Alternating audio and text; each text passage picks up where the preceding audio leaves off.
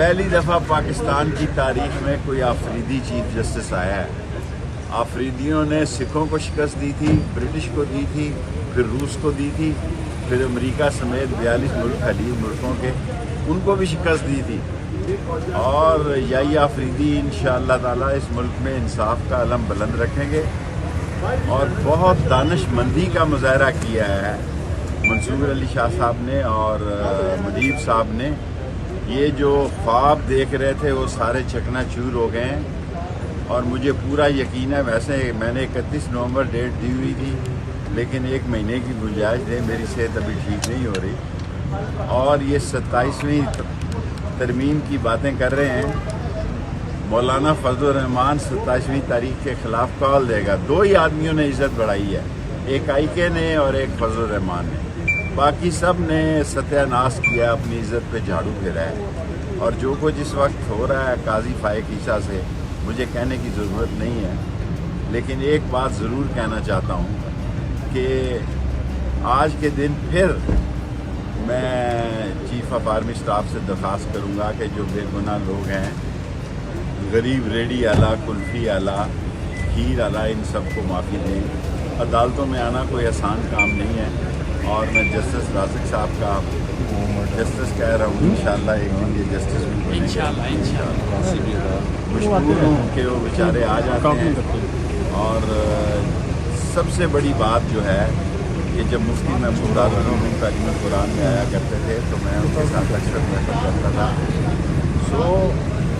مولانا فضل الرحمان نے اس 26ویں ترمیم کا جنازہ نکالا ہے،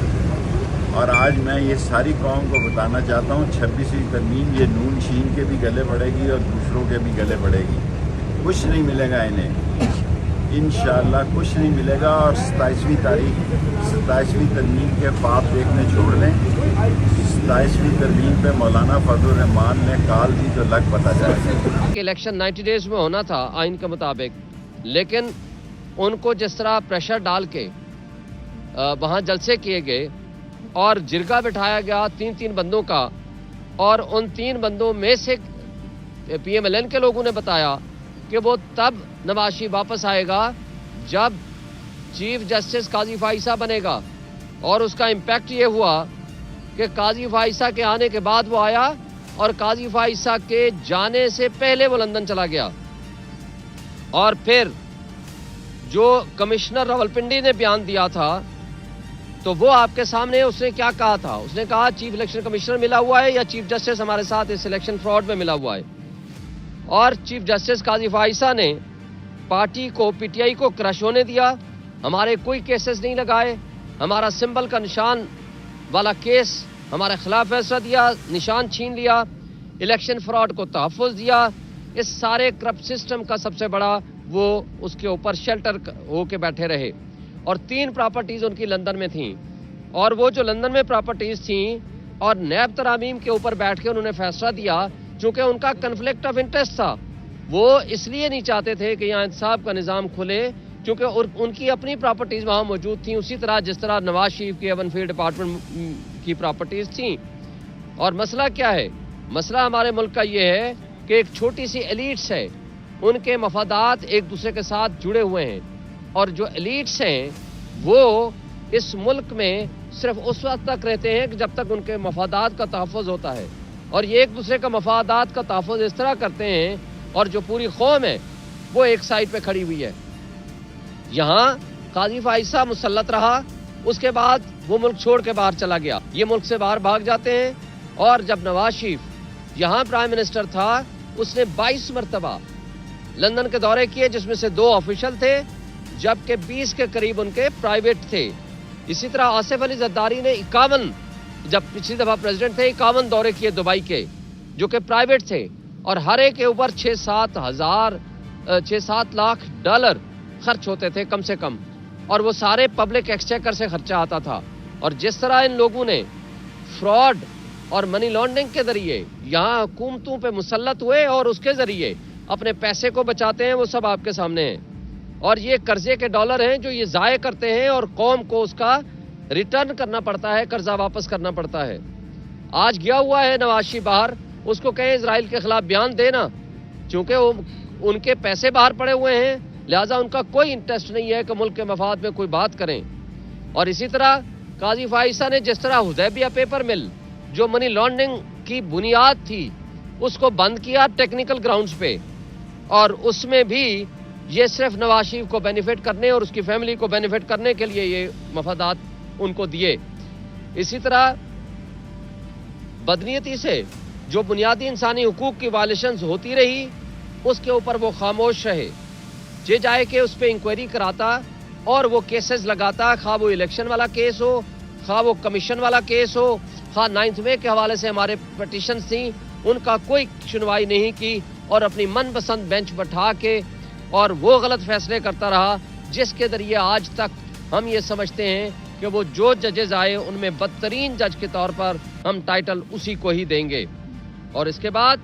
جو کمشنر نے کہا تھا راولپنڈی نے، آج تک اس کے اوپر کوئی انکوائری نہیں کی۔ اگر یہ انڈیپینڈنٹ ہوتا تو اس پہ انکوائری بٹھاتا جس میں ان کا اپنا نام آیا تھا، اور آج تک وہ غائب ہے، وہ کہاں ہے اور اس کی کوئی سٹیٹمنٹ سامنے نہیں آئی، اس کے اوپر بھی کوئی ایکشن نہیں لیا۔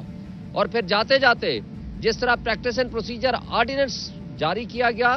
اور اس کے ذریعے اسپیشل کمیٹی بنائی گئی اور اس کے نتیجے میں آرٹیکل 63A کی تشریح کی گئی، اور اس تشریح کے نتیجے میں جو ان کو بینیفٹ ملا یا دیا گیا یا سہولت کاری کی گئی کہ 26ویں ترمیم کی جا سکے، لوٹے بنائے جا سکیں، لوگوں کی بیٹیوں کو، ماؤں کو، بہنوں کو اٹھایا جائے اور لوگوں کو لوٹاکریسی کے ذریعے اور پیسے دے کے لوٹے خریدے جائیں، تو یہ سب کچھ ہم نے اپنی آنکھوں سے دیکھا، اور اس پہ ہم یہ سمجھتے ہیں کہ یہ ساری کی ساری جس انداز سے انہوں نے سہولت کاری قاضی فائزہ نے کی ہے یہ کسی لحاظ سے سوٹیبل نہیں ہے۔ دیکھیں، اور پھر اس کے علاوہ جب ہم نے کہا تھا کہ جوڈیشری کے ذریعے آپ الیکشن کرائیں تو اس نے رات کی تاریکی میں بیٹھ کے کہا نہیں، یہی ریٹرننگ آفیسرز الیکشن کرائیں گے جو ہمارے خلاف 3 MPO کے کئی کیسز کے آرڈر کر چکے تھے، جیلوں میں ڈال چکے تھے، اور وہ کرپٹ بیوروکریسی کے ذریعے فراڈ الیکشنز کرائے جس میں قاضی فائزہ صاحب کا پورا عمل دخل ہے۔ اب یہ جو کہا جاتا ہے کہ جناب باتیں چل رہی ہیں کہ جی ڈیل ہو گئی، یہ بالکل جھوٹ ہے۔ عمران خان نے نہ ڈیل کی ہے نہ کبھی کرے گا۔ اس کو جتنی آپ نے یہ اس طرح سے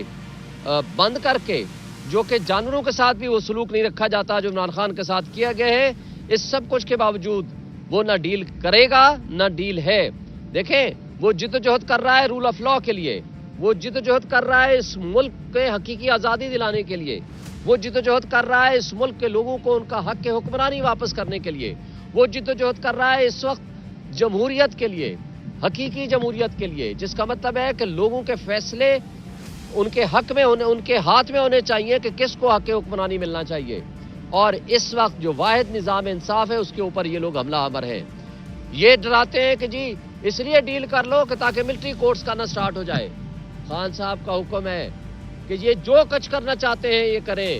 ہم نہ کل ڈرے تھے نہ آج ڈریں گے، اور انشاءاللہ تعالی عمران خان جہاد کر رہا ہے، لہذا جہاد جو شخص کرتا ہے اس کو پورا حق حاصل ہوتا ہے کہ وہ عوام اور قوم کی حقیقی وہ حکمران ہیں، وہ حقیقی ترجمان ہیں، اور وہ دلوں کا بادشاہ ہے، اور انشاءاللہ اس کا کوئی ڈیل نہیں ہے اور نہ کسی سے وہ ڈرتا ہے۔